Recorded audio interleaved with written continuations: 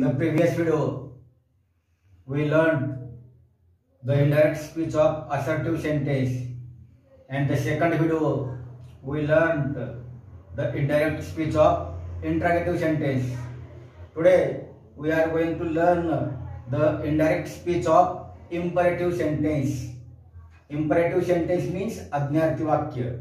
Friends, there are two types of imperative sentence.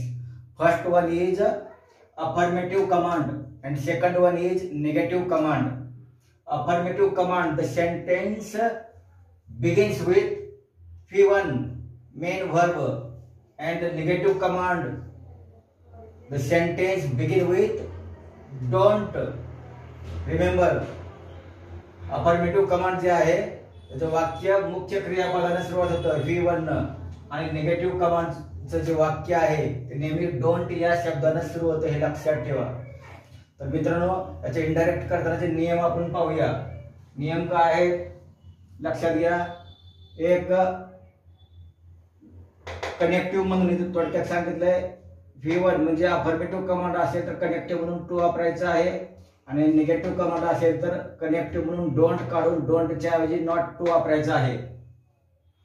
जर वाक्याचा भाव प्रकट होत नसेल तर, म्हणजे आपल्याला कोणत्या प्रकारच्या वाक्याचा भाव जर प्रकट होत नसेल तर रिपोर्टिंग वर्ब आस्क्ड किंवा टोल्ड वापरावे. लक्षात घ्या, आस्क्ड किंवा टोल्ड वापरावे. जर वाक्याचा भावार्थावरून म्हणजे वाक्याचा भाव प्रकट होत असेल तर रिपोर्टिंग वर्ब रिक्वेस्टेड, म्हणजे वाक्यात प्लीज शब्द आला असेल तर प्लीज शब्द काढून रिक्वेस्ट वापरायचा आहे. सजेस्टेड, वॉर्ड, ऍडवाइस्ड, कमांडेड, ऑर्डर्ड यापैकी एक ज्याचा भाव आपल्याला व्यक्त होईल अशा पद्धतीने काय करायचं, रिपोर्टिंग वर्ब वापरायचं आहे त्याच्या भावार्थावरून. जर तुम्हाला सजेस्ट केला असेल तर सजेस्टेड वापरायचं आहे. इशारा केला असेल तर वॉर्ड, ऍडवाइस म्हणजे सुचवलं असेल तर ऍडवाइस्ड, कमांड आज्ञा केली असेल तर कमांडेड, हुकूम केला असेल तर ऑर्डर्ड यापैकी एक काय करायचं, रिपोर्टिंग वर्ब वापरायचं आहे. कनेक्टिव्ह म्हणून लक्षात घ्या, आता सांगितलेलं आहे अफर्मेटिव्ह सेंटेन्स असेल तर कनेक्टिव्ह म्हणून टू वापरायचं आहे. निगेटिव्ह सेंटेन्स असेल म्हणजे कमांड असेल तर डोंटच्या ऐवजी नॉट टू वापरायचं आहे. आणि चौथा नियम जो आहे तो सर्वनाम, क्रियापद, स्थळ व काळदर्शक शब्द यांच्यातील बदल जे आहेत ते आपण सुरुवातीस शिकल्याप्रमाणे करायचे आहेत, हे लक्षात घ्या. त्यासाठी आपण उदाहरण पाहूया. या ठिकाणी उदाहरण पहा. My friend said to me come at 7 o'clock. या ठिकाणी याचं उत्तर कसं द्यायचं, माय फ्रेंड शेड टू बद्दल काय केलंय, कम टू मध्ये सुचवलेलं आहे. माय फ्रेंड शेड टू मी, मला सुचवलेलं काय सुचवलंय, कम ॲट 7 o'clock 7 वाजता ये म्हणजे सुचवलेलं. आपण काय करायचं, रिपोर्टिंग वर्ब सजेस्टेड वापरलंय. माय फ्रेंड सजेस्टेड मी. तिथलं हे वाक्य जे आहे ते आज्ञार्थी वाक्य आहे.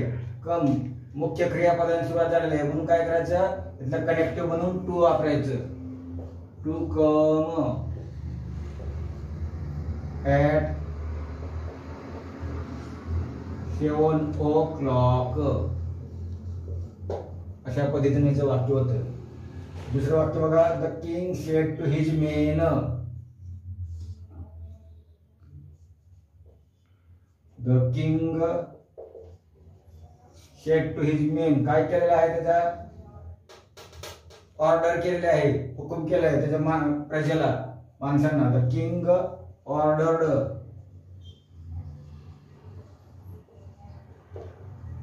His main. निगेटिव्ह कमांड आहे. निगेटिव्ह कमांड असेल तर डोंट काढायचंय, त्याच्याऐवजी नॉट टू कनेक्टिव्ह म्हणून वापरायचं आहे. Not to. The king ordered his men not to leave the tent.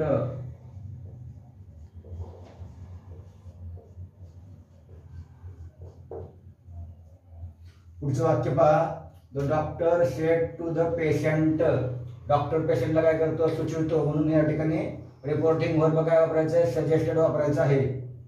Take bed rest for a week. The doctor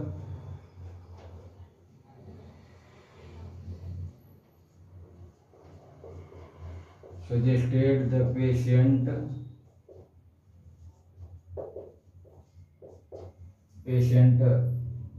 affirmative command आहे म्हणून इन्फिनिट कनेक्टिव्ह म्हणून काय वापरायचं? टू वापरायचं.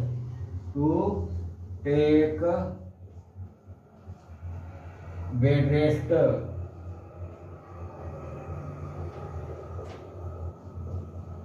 For a week. चौथं वाक्य आहे mother said to child don't play with fire. मदरनं काय केलेलं आहे? आपल्या मुलाला काय केलेलं आहे? आज्ञा केलेली आहे.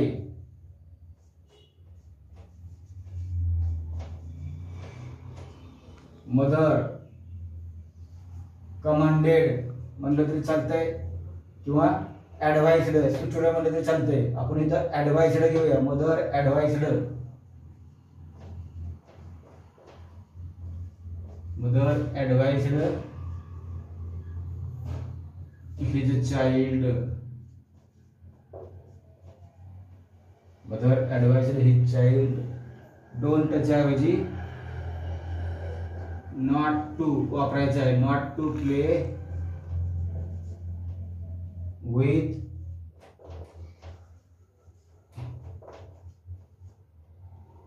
fire. अशा पद्धतीने वाक्य होतंय. मित्रांनो, जर आपल्याला वाक्याचा भावार्थ जर कळत नसेल तर आपण रिपोर्टिंग वर्ब म्हणून टोल्ड वापरलं तरी चालू शकतंय. लक्षात घ्या. यानंतर आणखीन 2-3 उदाहरणं पाहू. द मॅन सेड कॉमा अवतरणचिन्हामध्ये follow me along this path. The man said बद्दल टोल्ड वापरलं. Told to follow. मीच हिम होतं. To follow him along this that path. मित्रांनो, सर्वनामामध्ये झालेले बदल आणि स्थळ व काल दर्शक शब्दामध्ये झालेले बदल हा जो तक्ता तुम्हाला दिलेला आहे सुरुवातीच्या व्हिडिओमध्ये indirect speech of assertive sentence, तर तो व्हिडिओ काळजीपूर्वक पहा म्हणजे आपल्याला यातील बदल कळतील. दुसरं वाक्य बघा. Ram said to Shyam. Ram said to Shyam. Please शब्द आलाय. प्लीज शब्द आला असेल तर रिपोर्टिंग वर्ब रिक्वेस्टेड वापरायचं. राम रिक्वेस्टेड श्याम. प्लीज काढून टाकायचं. पुढचं जे क्रियापद आहे त्याच्यापूर्वी इन्फिनिटिव्ह टू वापरायचं. To give him. To give him इवरचं his bicycle.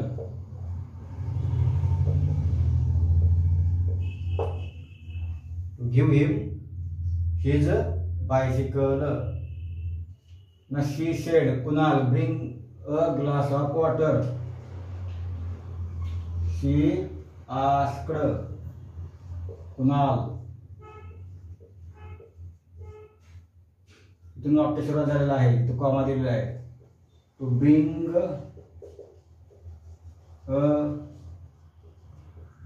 Glass of water. अशा पद्धतीनं मित्रांनो वाक्य होत आहे. यानंतर आज्ञार्थी वाक्याचा दुसरा प्रकार आहे लेटेस्टने सुरुवात होणारे वाक्य. त्याचं आपण लेटेस्टची वाक्य पाहूया. लेटेस्ट म्हणजेच वैशाल हे लक्षात घ्या. तर आज्ञार्थी वाक्य करताना जे नियम जे आहेत ते काय? रिपोर्टिंग वर्ब सजेस्टेड किंवा सजेस्टेड टू वापरावे. सजेस्टेड कधी वापरायचं? जर फक्त बोलणारा असेल तर. फक्त बोलणारा जर असेल तर रिपोर्टिंग वर्ब सजेस्टेड वापरायचं. आणि ऐकणारा बोलणारा व आणि ऐकणारा असेल तर रिपोर्टिंग वर्ब सजेस्टेड टू वापरावे हे लक्षात घ्या. या वाक्यात कनेक्टिव्ह म्हणून दॅट वापरायचं असतं हे लक्षात घ्या. कनेक्टिव्ह म्हणून दॅट वापरायचे. आपण आज्ञार्थी वाक्यामध्ये कनेक्टिव्ह म्हणून टू किंवा नॉट टू. अफर्मेटिव्ह कमांड असेल तर टू वापरतो आणि निगेटिव्ह कमांड असेल तर नॉट टू वापरतो. परंतु ह्या लेटेस्टनं सुरू होणारे जे वाक्य आहे त्या वाक्यामध्ये कनेक्टिव्ह म्हणून दॅट वापरायचं आहे, हे लक्षात घ्या. दॅट वापरायचं. पुन्हा लेटेस्ट या शब्दाऐवजी दे शूड वापरावे, लक्षात घ्या. लेटेस्ट या शब्दाच्या ऐवजी काय वापरायचं? They should. पुन्हा क्रियापद, सर्वनाम, स्थळ व काळदर्शक शब्द यांच्यातील बदल सुरुवातीस शिकल्याप्रमाणे करायचा आहे. उदाहरण बघू आपण या ठिकाणी. Sachin said to Hari. इथं बोलणारा आणि ऐकणारा आहे, त्याच्यामुळे रिपोर्टिंग वर्ब कुठला वापरायचा आपल्याला? सजेस्टेड टू वापरायचा आहे. Sachin suggested to Hari. Connective म्हणून दॅट वापरायचा आहे. दॅट. अवतरण चिन्ह निघून जातात, कॉमा अवतरण चिन्ह निघून जातात. लेटरच्या ऐवजी काय वापरायचं आहे आपल्याला? दे शूड वापरायचं आहे.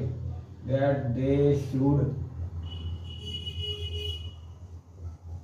दॅट दे शूड हॅव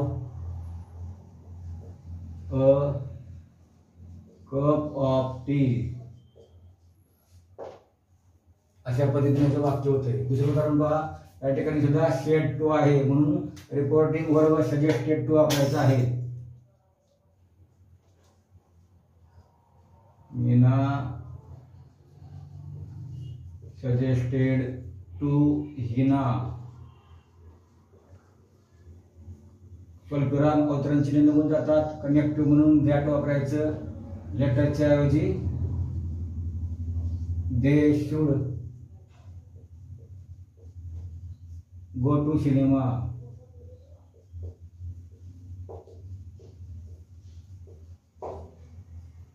तिसरं वाक्य बघा.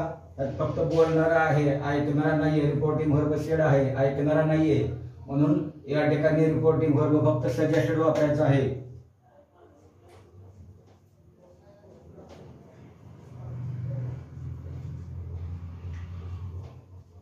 राजू सजेस्टेड.